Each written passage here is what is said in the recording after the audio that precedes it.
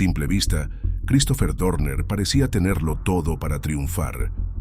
Era un hombre alto, fuerte, de presencia imponente, exmilitar con entrenamiento especializado, condecorado en la Marina de los Estados Unidos y luego oficial de policía en una de las fuerzas más reconocidas y también más cuestionadas del país, el Departamento de Policía de Los Ángeles. Educado, respetuoso, disciplinado. El perfil ideal de un servidor público. Pero bajo esa imagen profesional habitaba un conflicto profundo. Desde su infancia, Dorner arrastraba un sentimiento de injusticia que lo marcó para siempre. Creció en Norwalk, California, en un vecindario de clase media donde, según él, fue constantemente señalado por el color de su piel. No eran simples enfrentamientos escolares.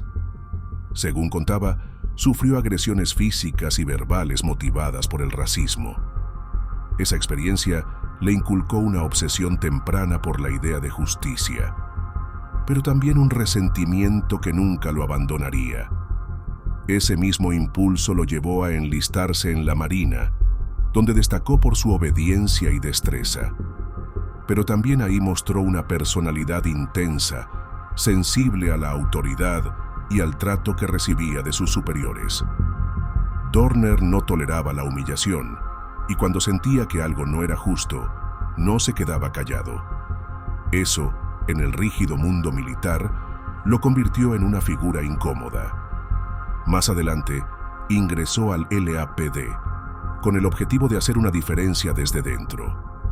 Decía querer cambiar las cosas, luchar contra la corrupción, proteger a los inocentes. Pero pronto encontró un entorno que, según él, replicaba los mismos abusos que había vivido en su infancia. Racismo, encubrimiento, brutalidad. Su sentido de propósito empezó a desfigurarse. Ya no era solo un oficial, era un vigilante convencido de que luchaba contra un sistema podrido. Durante su entrenamiento como policía, sus informes de conducta eran contradictorios. Algunos lo describían como comprometido, inteligente, incluso brillante. Otros lo consideraban inestable, impulsivo, con tendencia a asumir el rol de víctima. Todo esto alcanzó su punto de quiebre cuando denunció a su oficial entrenadora por presunto uso excesivo de fuerza contra un civil. La investigación interna concluyó que la denuncia era falsa, y Dorner, indignado, fue despedido. Para él, aquello no fue justicia, fue traición. Lo que muchos no sabían es que Dorner había comenzado a documentar desde hacía tiempo cada una de las experiencias que lo hacían sentirse marginado, discriminado o silenciado. Día tras día, su narrativa interna se alimentaba de la idea de que todo el sistema estaba diseñado para destruirlo. Y en su mente, llegó el momento en que ya no quedaba espacio para confiar en nadie. El ciudadano ejemplar había desaparecido. Lo que quedaba era un hombre herido, lleno de rencor y dispuesto a todo. Febrero de 2013. Mientras la mayoría de los estadounidenses seguía con su vida, Christopher Dorner, ahora un exoficial aislado y obsesionado con su causa, resurgía del anonimato. No lo hizo con un video ni con una declaración pública. Eligió un método más frío, más calculado. Un manifiesto. Publicado en línea, el extenso documento tenía más de 10 páginas, pero no era una simple lista de quejas. Era un grito desesperado, furioso y meticulosamente redactado. En él, Dorner detallaba los eventos que, según su versión, lo llevaron a romper con todo. Hablaba de racismo dentro del LAPD, de corrupción institucional, de oficiales que golpeaban civiles y luego eran protegidos por sus superiores. Para Dorner, era una red de impunidad que se extendía desde las patrullas hasta las oficinas administrativas. Pero lo más inquietante no era lo que denunciaba, sino lo que prometía hacer. Les enseñaré qué pasa cuando le arrebatan todo a un hombre que no tiene nada que perder, escribió. En su mente ya no se trataba de justicia, era guerra. Lo alarmante fue que el manifiesto no solo apuntaba a los policías implicados en su caso, también mencionaba a sus familias. Ni esposas ni hijos quedaban fuera de su retorcida cruzada. Dorner creía que así el LAPD sentiría en carne propia el dolor que, según él, le habían provocado. Lo que para muchos era una amenaza inconcebible, para Dorner era justicia poética. El 3 de febrero, sus palabras tomaron forma. Mónica Kwan, hija de Randy Kwan, un capitán retirado del LAPD que había participado en su audiencia de despido, fue hallada sin vida junto a su prometido Keith Lawrence en el estacionamiento de su edificio en Irvine. Ambos fueron asesinados dentro de su vehículo, sin aviso, sin oportunidad de reaccionar. Fue una ejecución silenciosa y precisa. Las autoridades estaban desconcertadas. Mónica era entrenadora de baloncesto, Keith, oficial de seguridad. Ninguno tenía vínculos con actividades criminales. La noticia causó conmoción en la comunidad. ¿Por qué alguien atentaría contra una pareja joven, sin enemigos, sin deudas pendientes? La respuesta llegó al día siguiente, cuando Dorner se atribuyó el crimen en el mismo manifiesto. Y no solo se adjudicó la responsabilidad, sino que lo justificó. Para él, Mónica era un blanco legítimo por el simple hecho de ser hija del hombre que, según su versión, había permitido su despido injusto. Ese día, todo cambió. El manifiesto fue reenviado por miles de usuarios en redes sociales. Algunos incluso comenzaron a simpatizar con Dorner, viéndolo como un antihéroe. Pero el LAPD no tenía dudas. Estaban ante un hombre armado, entrenado, furioso y con una lista de objetivos. Las palabras escritas con rabia ya no estaban en el mundo digital.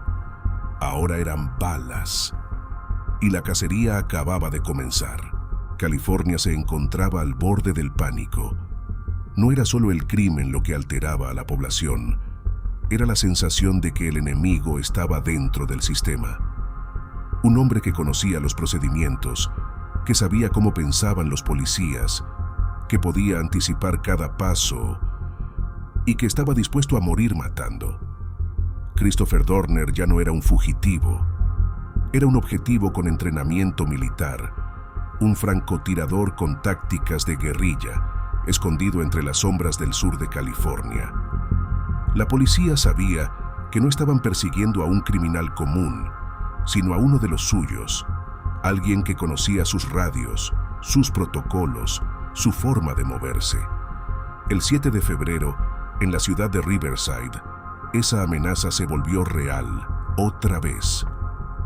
Era de madrugada cuando Dorner detectó una patrulla estacionada en un semáforo. Con la frialdad de un soldado y la precisión de un asesino, abrió fuego desde su vehículo. El oficial Michael Crane no tuvo oportunidad. Fue ejecutado sin previo aviso. Su compañero Andrew Takias recibió varios disparos pero logró sobrevivir. Las balas perforaron la quietud de la noche y el miedo se volvió tangible. La escena fue clara. No fue un tiroteo, fue una emboscada, una declaración directa de guerra. A diferencia de otros fugitivos, Dorner no buscaba escapar, buscaba infligir daño. Cada aparición suya era un ataque, cada ausencia, una amenaza latente. Podía estar escondido o apuntando a alguien en ese mismo instante. Esa incertidumbre paralizó a toda una región. La policía estaba en crisis. Nunca habían enfrentado algo así. Revisaban sus autos antes de subir. Dormían con chalecos antibalas. Algunos incluso enviaron a sus familias fuera del estado.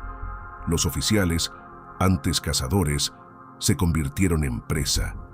El gobierno ofreció una recompensa histórica, $1 millón por información que llevara a su captura. Era la cifra más alta jamás ofrecida por un solo hombre en la historia del estado. Helicópteros surcaban los cielos, patrullas triplicaron sus turnos, cientos de casas fueron registradas. Pero Dorner era un fantasma. Había dejado atrás su coche calcinado en la montaña de Big Bear, un intento calculado para despistar a los agentes. Algunos pensaron que se había quitado la vida.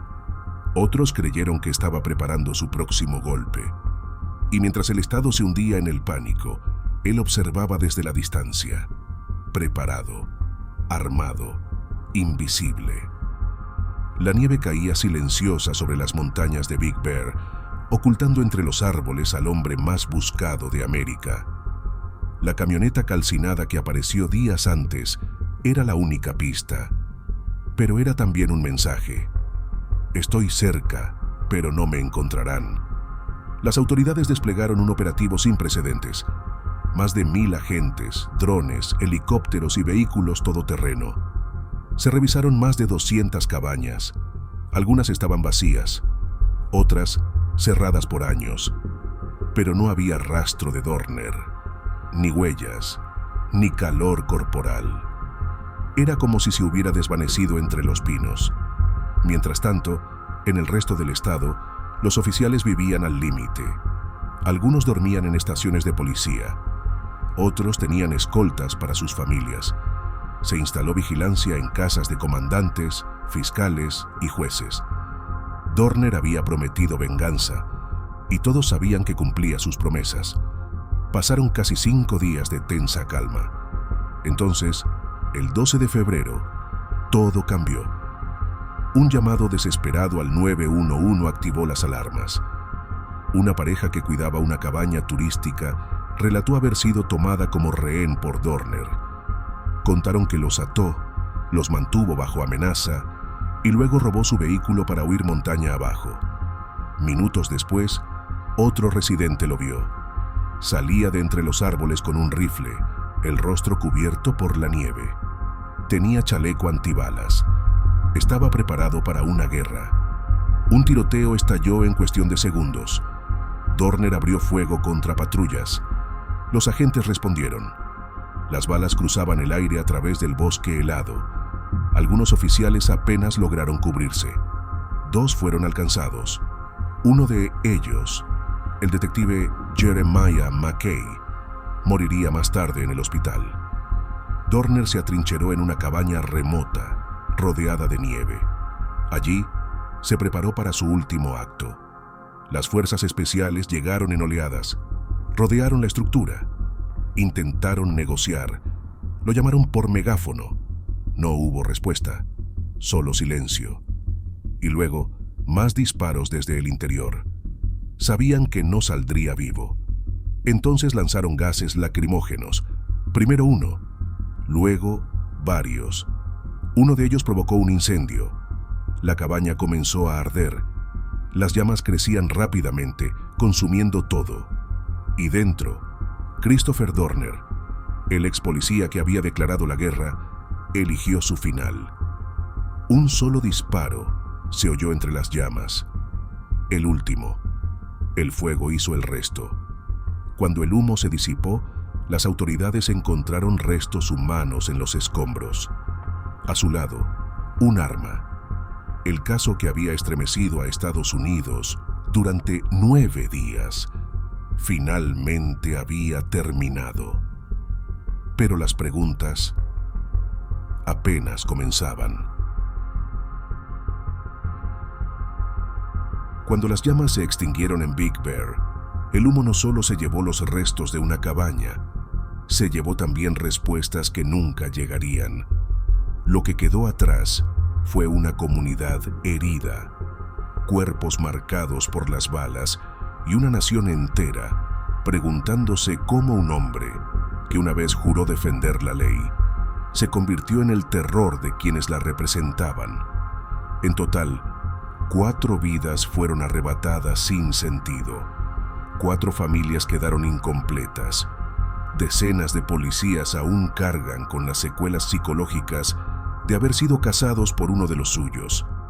El miedo y la incertidumbre se convirtieron en parte de su rutina diaria. Los funerales de las víctimas se llenaron de silencios más que de palabras. En cada discurso, En cada apretón de manos flotaba una misma pregunta sin respuesta. ¿En qué momento falló el sistema o falló el hombre? Para muchos, Christopher Dorner encarnó una contradicción brutal. Fue a la vez producto de una institución que no supo escucharlo y autor de una venganza que jamás podrá justificarse. Era una advertencia de lo que ocurre cuando se ignora el dolor interno de quienes visten uniforme, o simplemente un ego herido que eligió el caos en vez de la redención. Las autoridades cerraron el caso, pero la conversación sigue abierta. Dorner no solo dejó víctimas físicas, también fracturó la confianza entre ciudadanos y policías, entre justicia y verdad, entre lo que un hombre dice ser y lo que decide hacer. Años después, todavía se estudia su historia en academias policiales y facultades de psicología, no como ejemplo, sino como advertencia, porque algunas heridas, aunque invisibles, jamás cicatrizan. Christopher Dorner no fue un héroe, tampoco fue solo una víctima. Fue un hombre que cruzó una línea, creyendo que la justicia podía nacer del odio, que la verdad se podía imponer con pólvora y que su dolor personal justificaba la destrucción de otras vidas. Lo que dejó no fue justicia, fue miedo, luto y una cicatriz que aún incomoda al sistema que lo formó y luego lo expulsó. Este caso no tiene finales felices. No hay redención, ni gloria, ni moraleja clara. Solo queda una verdad incómoda. Cuando las instituciones fallan en escuchar y las personas fallan en sanar, lo que queda es el eco del desastre. Y ese eco, en California, aún se escucha. Si te ha gustado esta historia, no olvides suscribirte, darle like a este video y darle a la campanita para obtener notificaciones. Hasta luego, y en este mundo lleno de resentimientos, manténganse seguros y atentos.